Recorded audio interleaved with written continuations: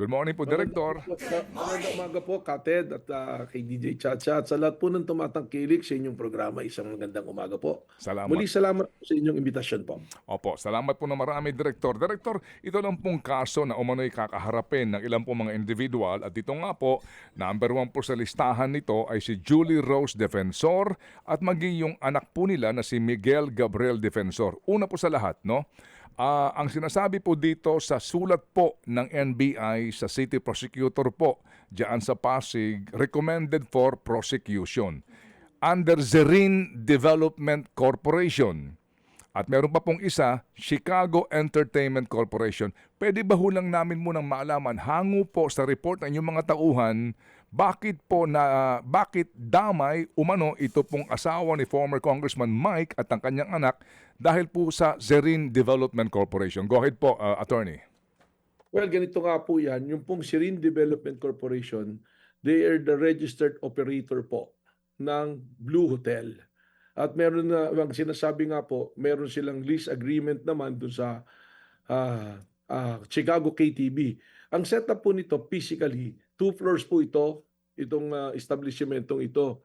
Yung first floor, nandoon po yung Chicago KTB, at yung second floor, nandoon naman po yung Blue Hotel.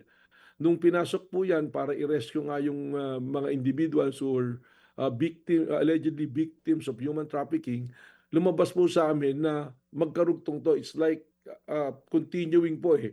Kumbaga yung transaction po ng human trafficking, yung pong prostitution, ginagawa dun sa Chicago KTV. Tapos meron pong secret passage, may secret door, may hagdanan, paakyat sa second floor na pupunta po dun sa Blue Hotel. At dun po nangyayari yung prostitution, yung sexual intercourse, yung pong deed na talaga na doon gagawin. But all the negotiations, yung pakikipag-usap po, nung pong mga tinatawag natin na mga managers, yung mamasang po, doon po nangyayari sa baba. At aakyat naman doon po sa taas na dire-diretso na, hindi po to separate na establishment, gaya ng pinapalabas po ng ibang mga ibang vlogger, ng mga ibang sinasabi na hindi sila connected po. Okay. So, basically po, ang umano'y ugnayan dito nila Defensor dahil yung kumpanyang ito ang may-ari ng parehong establishment, no? Yung pong Chicago at saka yung Blue Hotel. Ganun po? Lumalabas po kasi pag tiningnan din po namin yung mga opisyal nung Chicago at saka po nung Sirin at yung pong pinakang holding company, yung pong Cliff Point Development Corporation, interlocking po eh. Magkakasama, same individuals po. Saka hindi na lang po yung sa dokumento na yun, kundi yung pangyayari nga po kung saan nangyayari yung pinakang deed po ng prostitution, doon po sa Blue Hotel. Kung saan nga po, nakarehistro sa Sirin Development Corporation doing business under the name and style of Blue Hotel. Yun Opo. po mismo yung nakalagay dyan. So malinaw po na talagang ang presidente po at chairman po ng Sirin ay ang asawa po ni Mike Defensor at yung anak niya ay treasurer po. Opo. So kumbaga po, para mas maliwanag din, wala sa site ito pong sila Defensor at yung mga binabanggit po na opisyal ng naturang kumpanya during the rescue and raid na ginawa ng mga tauhan ninyo. Wala po. Kaya nga po doon sa amin isinumiting mga dokumento po dyan po sa prosecutor ng Pasig, nakalagay po sila at large. Yung pong mga arrested, yung po yung mga participants na nandoon na na-identify po ng ating pong mga ahente nung pumasok po doon sa establishmento. Okay, opo. And then, kaya po dito, ang sinasabi na ang binanggit po sa NBI report, no, crimes committed, laws violated, ay ito pong ilang seksyon ng qualified trafficking. Ito kumbaga yung Republic Act number 9208, ito nga po yung anti-trafficking ng Expanded Anti-Trafficking in Persons Act. Ano po, Attorney? Yes, opo. Opo. Opo. Tama po yan. Opo. So, pwede bang ihalin tulad ko lang ito? Yun hong kinakaharap na kaso ni Harry Roque, di ba qualified human trafficking din po iyon? Tama po. Dahil doon po sa bimintain po nila ng mga Mm. kababaihan na ginagamit po sa prostitusyon doon po sa lugar ng Pogo. Ano po? Opo. Maaari sabihin natin na medyo pareho po dito yung kanilang kaso. Wala ka sa lugar, hindi kumbaga doon na ginawa itong mga rescue na ito, pero dahil in this case po sila ang opisyal ng kumpanya, sa tingin ng NBI may pananagutan ito sila. Well, malinaw naman po kasi yung batas dahil na nagbi-maintain po niyan, yung Mm. pong mga nagbi-maintain ng mga ganyan pong establishmento ay mananagot po sa ilalim po ng batas ng Anti-Human Trafficking Law po. Opo, yun po yun. Ano po? And then sabi nga, ito po maliban po sa kanila, na binabanggit nga po na at large, no? Ito hong mga nasa listahan na ito, lahat ng mga at large as in wala, hindi sila present doon. Ilan po lamang ang actual po na mga nahuli on the spot na yung nga po may sinasabi dito, umano'y bugaw and then po yung nagpa-facilitate para makakuha ng kwarto sa Blue Hotel umano. Well, I'll check the list lang po nandito po Mm, sa mm, mm. para mas O, sigurado po. No? mm, mm. Ah, Maganda yung pong mga nandoon, lumalabas po 7 plus mm, 15, 15 po yung lumalabas dito sa listahan ano po no na nandoon yan po yung mga kasama doon na cashier yung pong mga mm, managers ano po na mm, nandoon na-identify po mismo na sila nakipag-transact may mga direkta na po na testimonya mm. kasama po sa mga na-rescue po natin ano po. Na mga Mm. okay. Yung, Director, yun hong mga na on the spot na doon present, ito po na-inquest na po ito, sir, ngayon. Tama po, yung pong mga napadala na namin na dokumento at pangalan, nandoon yung mga pangalan po sa prosecutor, yan po yung na-inquest na noong Friday po. Noong Oh, Friday po namin pinailan, so we're expecting the Prosecutor's Office of City of Pasig to issue the necessary subpoena po doon sa mga pinangalanan. At kasama na po dyan yung mga nakalagay nga po na at large, yung mga hindi po nga opo, na nandoon sa lugar nung nangyari po yung rescue and arrest po ng mga opo. violators po. Opo, nung ma-inquest po sila, ano po ang naging disposisyon doon sa mga actual na nahuli on site during the raid and rescue? Kaya ganito po 'yan kasi meron din po talaga na mga na pumasok kami doon, meron naman po na hindi naman, sa aming assessment at that time, ay hindi naman sila involved sa human Mm, trafficking kasi, mm, ATV bar po 'to, meron din mga lamesa sa labas o kaya meron nandodo'n din po sa mga pribadong kwarto na wala naman pong kasamang babae, walang mm, pakikipag-usap, mm, umiinom lang or maaaring kararating lang. So, at meron mga nagiinuman talaga, meron naman po talaga kami na pinawalan diyan dahil mm. sa assessment namin hindi. Pero kinuha po namin lahat ng detalye nila because this is still an open case. Diretso pa rin po yung investigasyon namin. Mm. Kung sino yung mapatunayan po natin na may mga involvement, eh hindi naman po sagabal sa amin yun na mag-file pa rin po ng kaso sa kanila. Pero yung pong mga talagang validated, talagang nalaman na talagang sila involved po doon sa anti-human trafficking, tsaka meron din po yung sa drugs, eh kinasuhan na po namin. Opo, ito hong mga nandito po na sinasabi na mga managers ano po na umano ay pimps no ng mga biktima. Ito ho, may mga pangalan po dito, kababaihan po ito. Ito po na inquest na meron na po ditong rekomendasyon ang piskal po dito. Nasaan sila ngayon? Wala pa po, naka-detain pa po yan sa atin doon po sa detention facility po ng Mm. NBI. Mhm. At naghihintay po tayo ng resolusyon ng Mm. piskalya.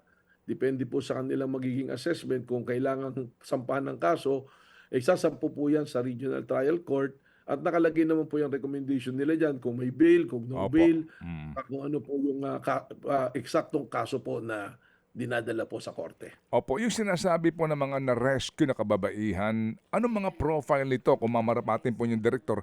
Anong mga edad nito? Mga taga saan sila at anong kanilang kwento? Ang na-notice po namin dito, yung mga edad nila walang lagpas ng 25 years old base po dun sa mga dokumentong ipinesent sa amin. Pero Mm. siyempre babalik po namin kung talaga authentic po yung mga identification na binigay po sa amin. Mga naninirahan po to sa mga karatig na lugar, Taguig, Marikina, Manila, Quezon City. Yun po yung profile. Ang pinaka nakalulungkot po rito, Kated, na profile na nakita namin, majority of them are single mothers po.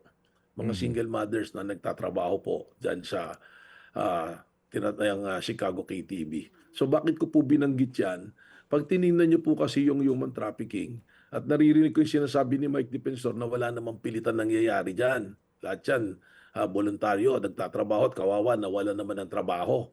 Eh, alam po ninyo, nakalimutan ni Mike Defensor, isa po sa elemento ng human trafficking, tatlo po kasi yan pag titingnan mo yung act. Ano yung act? Yung recruitment. So, ni-recruit po sila. At hindi na po GRO ang tawag ngayon, in-upgrade na, CCA ang tawag na, Customer Care Assistant po ang tawag. So, recruitment. Ang susunod po doon yun yung act. Yung means naman. Ano yung means? Either tinakot mo, ikinulong mo, may pagbabanta ka sa pamilya, sa ganyan po, na pag hindi mo ginawa tong gusto namin paggawa sa iyo, gagawin namin sa ito, sasaktan ka namin. Pero ang nakalimutan po niya ng elemento is yung pag kinukumbinsi mo by promising a bigger pay o magkaroon ka ng pera, yung machination po, yung deceit, elemento rin po yan, yun po yung means. At ano po yung purpose? Ang ending prostitution. So, ando doon po yung elemento na yan lahat present po ni-recruit sila na hindi, ano ka lang dito, mag-entertain ka lang ng mga kliyente, kaya nga customer care assistant tawag sa iyo. Pero pag nandun na, eto na po yung mga managers, yung mga mamasang na tinatawag, may aquarium po yung na tinatawag, yung may pagpasok mo, may salamin na malaking-malaki na one way yon, nakikita mo yung tao sa loob, makaupo yung mga babae, pinagpipilian po ng mga pumapasok na mga customer at magtatransact po doon sa mga mamasan. Pag nagkasundo na po, ang gagawin, pupunta muna doon sa private room nila, tapos susunod, aakyat na po doon sa Blue Hotel. At doon na gagawin po yung prostitution nga, yung sexual intercourse po. So, Opo. ganun po yung modus niyan. Oo, opo. So, ba't ko po binanggit, balik po ako doon sa single mother sila. Ibig sabihin, itong pagre-recruit nila, alam nilang gipit sa pera to at madali nilang makukumbinsi na gumawa ng prostitusyon ng illegal na bagay. That is the very essence of the piniprevent po ng anti-human trafficking law. Yun po yung pinakabuod dito. Kaya po ginawa yan dahil ayaw po ng ating batas na maging biktima yung mga mahihirap natin para po pumasok sa illegal na gawain. Opo. So, Director, yung pong mga kababaihan, ilan po ito ang quote-unquote na rescue? Kasama nga po daw dito sa inyo pong task force, ang DSWD. At sila ho ba'y meron na hong kanya-kanyang sinumpaang salaysay para po patotohanan ang sinasabi niyong modus?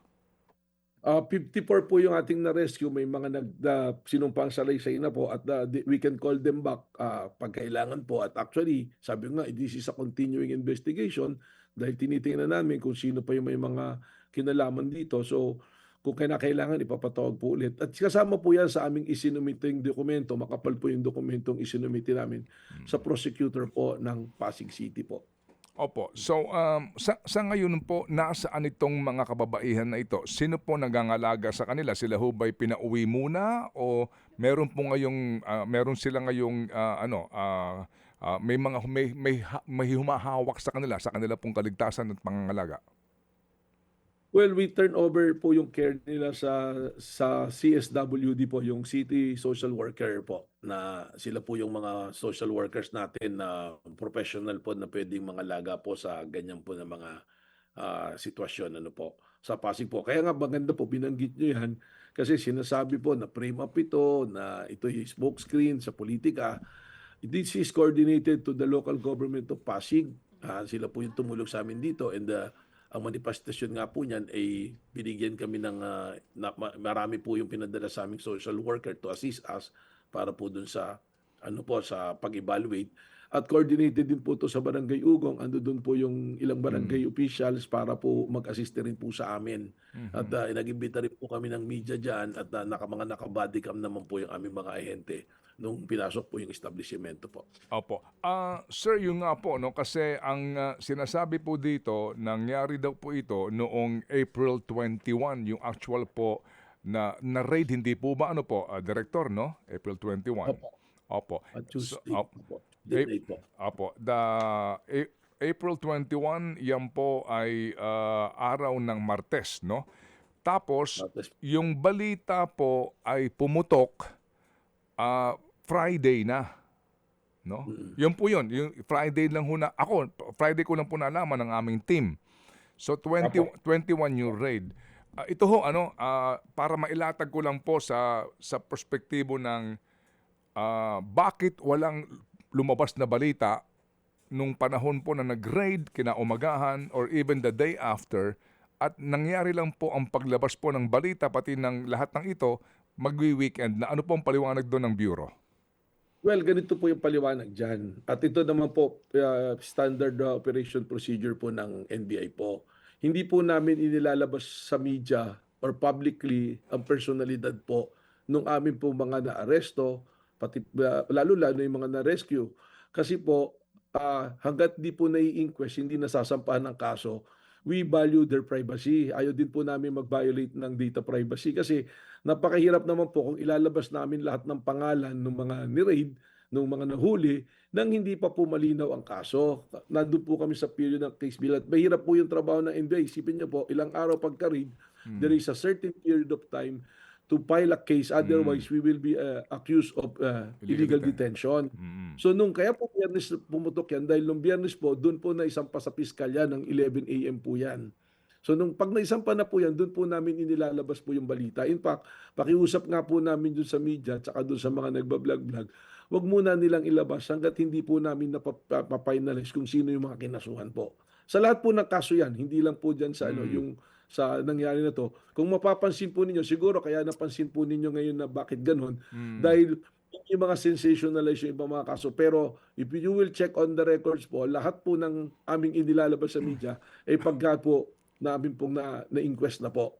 Kahit po yung halimbawa, meron po kaming raid na i-picture, yung mga pangalan, wini-withhold po namin until such time na na-inquest na po yung mga tao po. Okay. Dalawa lang po itong aspeto, mga kapatid, para po din, ito, nandyan po ating kaharap si Direktor. Dalawang aspeto po, no? Kasi nga, kaisipan na kung gusto talaga po na, kumbaga, agad nang paputukin ito na balitang ito, maglilik ka agad yung balita, even a few hours after the raid, no? Kung gusto mong meron kang sisiraan, 'di ba? Papuputukin mo kaagad ito. So, habang wala pang official na pahayag ng NBI, uugo na yung balita, ganun na po ito. Pero hindi ko alam sa iba, pero kami po, weekend na, Friday na po ng tanghali namin nalaman tong balitang ito. Sa pangalawang banda naman, sa kalawang aspeto naman, sinasabi po ng iba na si Mike Defensor, kung may gantong uri ng negosyo, hindi ba niya alam na kung ganyan ang negosyo mo, alam mong na may umano'y ginagawang mali, bibira ka sa gobyerno, para bagang wala sa common sense, no? Kung meron kang gantong mga sinasabing illegal, definitely mag-iingat ka. Ganun pong dalawang kaisipan niya, na para bagang gagawin ba nila Defensor ito, kung ganyang illegal ang operasyon ng kanilang establishment, ng kanilang kumpanya, tapos bibira ka sa gobyerno ng ganong kabibigat na mga aligasyon. Well, tama po yan eh. Dalawang side nga po na pinipresenta nyo. Pero alam po ninyo, when we look at the history nitong lugar na ito, nagpalit na po ito ng pangalan eh. Ang pangalan po nung Chicago KTV, Bineto Luna. At ang pangalan nung club ng Bineto Luna, at doon din po nandoon. At ganyan na pala yung talagang modus niyan. In fact, kaya nga po hindi kagad pumutok. Dahil nung pong aming iniimbestigahan yan, hindi naman namin nakita na ang pangalan ng may-ari nung si Rene, yung asawa niya. Katunayan, ang alam lang po namin, it is situated in Cliff Point Square, na pag-aari ng Cliff Point Development Corporation. Yun, honestly, alam namin po na yung Cliff Point Development Corporation, ang pagmamay-ari po niyan ay si Mike Defensor. Kasama po siya dyan. At in fact, may mga holding company, ang Pax Liberia Mining, yung po yung pinakamalaking share, pero yung Pax Liberia Mining po na yun, kay Mike Defensor din. Pero hindi po namin panakita yung dokumento niyang Chicago KTV na yan at nung Blue, only on na-read na namin, meron pong nagpadala sa amin ng dokumento. At ngayon po, doon namin sinundan, nung binalidate namin sa SEC at doon po sa City of Pasig, lumabas talaga na si Rin Development Corporation po ang nagmamay-ari at nagpapatakbo po nitong lugar na to. Oh, So doon po lumalabas yan. Yung sinasabi po na ikaw si Mike Defensor, kung alam mo nang may illegal ka, ba't bira sa gobyerno? Ako naman po, opinion ko, baka he already developed a culture of impunity eh. Kasi 2017 pa po yan eh. Nagpalit na nga ng pangalan. It's been reported. Sinasabi ng mga tao nung umikot kami na matagal na yun. Ang sabi nga po sa amin, kung ni-raid namin ng Biyernes or Sabado yan, baka mas marami pang nakuha ang personalidad dyan na kilala. At meron na rin po report sa amin, nung tumatakbong mayor si Mike Defensor, yung mga barangay officials, dyan niya dinadala, ini-entertain, yung po parang ginamit niya talaga yan para din sa pang PR po niya. Ano po. So, at lahat naman po yan, mayroong mga testimonya at mga dokumentong susuporta po sa akin pong binabanggit na ito. opo. May pahayag lang po, may pahayag. Meron lang pong katanungan si Chacha bago po Oo. ako tumuhay po sa isa pang importanteng Oo. issue. Attorney, unahin ko lang ganon nyo na po katagal tinitiktikan itong KTV na ito bago po nangyari yung actual raid? Kasi usually may mga ganon po muna, no? Bago talaga yung raid, tama po ba? Tama po. At yan po yung ginawa namin. Nung may sumbong sa amin, almost a month po namin tiniktikan yan, 3 months po.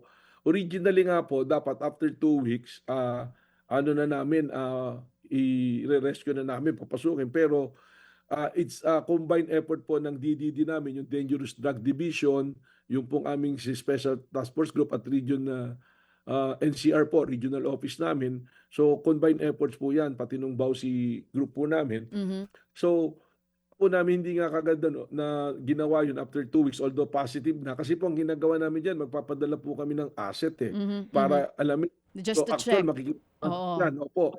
So ilang beses po namin ginawa yun. So na-hold nga po na after 2 weeks dapat positive na. Mhm. Dahil nagkaroon din ng report sa amin na it's being used as drug then also. Oo, oo. So so kaya namin po in-involve dyan yung Dangerous Drug Division. Pero ang ano nga namin diyan, baka yung mga nagpupunta ginagamit. Pero ang theory nga namin, inalaw talaga na gamitin kasi sa pintuan pa lang po nung KTV at nasa private yung nagda-drugs po, amoy na po yung amoy na alam natin na may illegal drugs po, na may gumagamit na illegal drugs. So, mahaba pong proseso, hindi naman po namin basta pinasok yan. At nagkaroon pa po kami ng coordination with IACAT, yung Interagency Council Against Trafficking, tapos City of Pasig, tapos yung barangay pa po. So marami pong steps na ginawa to make sure na sinundan namin po yung proseso. Oo. So, hindi po kayo sang-ayon dito sa inilabas na pahayag ng asawa po ni dating kongresista Mike Defensor. Basahin ko po sa inyo mismo, no, Director. Ang sabi niya po dito, I address Attorney Matibag directly. If you have a political or personal grievance with Mike, have the courage to resolve it with him directly. Stop using our daughter and hundreds of innocent displaced workers as collateral damage. Ano pong komento niyo doon? May history po ba kayo ng dating kongresista na si Mike Defensor? Wala po, hindi naman ko po yung naging magkaribal kung kanino man. Ano po, ang katunayan, magkakilala po kami. Magkasama po kami noon sa administrasyon ni dating Pangulong Arroyo. Pero alam po ninyo, sila po yung naglalagay sa politika. Ang NBI po, hindi po kami political bureau eh. Kami po, ang mandato namin, hulihin yung mga gumagawa ng illegal. Yung sinasabi po nila na political issue na i-address ko kay Ginoong Mike Defensor, sila po naglagay sa politika. Ang sa akin po, gumawa kayo ng illegal na bagay, dapat handa kayong harapin din kung ano yung consequences nito. At malinaw naman po, yung dokumento, nandiyan dyan po. Pwede naman silang sumagot dun po sa piskalya. At kung dumating sa korte, sagutin po nila. Okay. Sino po ba yung sinasabi nilang libo-libong nawalan ng trabaho? Sasabihin nila na nawalan ng trabaho. Pero mas masama po yata na dahil sa kahirapan, pagsasamantalahan natin yung mga tao, in the guise na binibigyan natin sila ng hanap buhay at trabaho, pero sa ini-exploit natin sila para magkapera po tayo. Mas Opo. masama po siguro yun. Sir, sa panghuli po, no, ang sabi po ni Ginoong Mike Defensor, kung inyo po nabalitaan, sila po ay nakapag-divest na ng ownership sa naturang hotel at maging doon nga po sa naturang establishmento. Sabi ho niya, opo, sila daw po. 2019, sabi po niya, Katen, sabi po Opo, niya, napanood opo. ko po. Oo. Pero Katen, isa pong malaking kasinungalingan kasi hindi po magsisinungaling yung dokumentong galing SEC. 2025 po, nag-submit pa sila ng GIS. 2025, just to set the record straight, totoo naman po na ang may lease contract ang Chicago KTV at ang Serene. Pero yung Blue Hotel po, ang nagpapatakbo sila pa rin po. Nandoon po at ang business permit po na 2026 na kinuha po sa Pasig, Serene Corporation pa rin po. Sila pa rin po yun eh. Kung mapansin niyo po nung ini-interview sa isang channel si Diyan din po yata sa 5, tatlong babae nag-i-interview sa kanya. Nung tinatanong siya, kanino ba dinivest? Wala pong masabi na wala siyang maipakita kung kanino niya dinivest. Lumalabas po na between a document and a statement of Mike Defensor, sino po paniniwalaan natin? Kasi meron pong rules sa rules of court. Ang sabi, the document speaks for itself and the best evidence rule. Sa best evidence rule, ang document po, stronger evidence to anything yan sa alibay. Unless you prove that the document is falsified po. Okay. So doon lang lumalabas yan. Sige po. Sa panghuli na lang po sa isyong ito raw po ay naghahatid ngayon ng kumbaga chilling effect, no? Nang ito ho ang mensahe umano ng administrasyon sa sino man daw po na nababangga sa administrasyon at mag-uugnay sa presidente sa katiwalian po ng flood control scandal na ito raw po ang sasapitin. Ano po ang inyong reaksyon doon sa mga ngayon po nagkokomento sa ating programa? Go ahead, sir. Well, alam niyo po, pag sinabi ni Mike Defensor, lahat daw ng inuupakan ng NBI na korporasyon, lumalaban daw sa gobyerno. Hindi po eh. Yung gumagawa po ng illegal, yun po yung hinahabol natin. If you will check po yung records ngayon ng NBI, mula nung nag-assume po ako, February 23, 2026, we have 123 apprehensions. Ito lang po, last Saturday, meron po kaming apprehension, human trafficking din po sa Pampanga. Meron po kaming 123 cases na positive operations, lahat po na-file yung kaso. Sino po ba yung sinasabi niya na sinasabi ng kritiko? Ang nakikita ko po rito, ginagamit niyang excuse yung paglaban niya sa gobyerno para po yung illegal na ginagawa nila ay i-justify nila. Mas nakakatakot po yun, Captain, kasi yung pong mga illegalista natin, yung mga sindikato natin, pwedeng gawin ngayon yan, mag-rally, labanan yung gobyerno para pag hinuli po ng law enforcement yung kanilang negosyo, sasabihin pinupolitika sila. Yun po yung mas nakakatakot. And if there's any chilling effect that NBI is sending, yes, we're sending a chilling effect to all criminals, to those who are operating as criminals, that we will go after you, at that we will promote law and order and we will promote the rule of law. Direktor, ito po, no, laman po ng aming balita kanina, ibinunyag ng NBI na totoong may kinuha umanong assassin si VP Sara Duterte para ipatumba sina Pangulong Bongbong Marcos. At ang sinasabi nga po dito na source ay kayo po mismo. Pwede ho ba naming malaman lang po ang mga informasyon tungkol dito kung mamarapatin po lamang po ninyo before ho kayo humarap sa hearing po ng Kongreso ngayong pong linggong ito?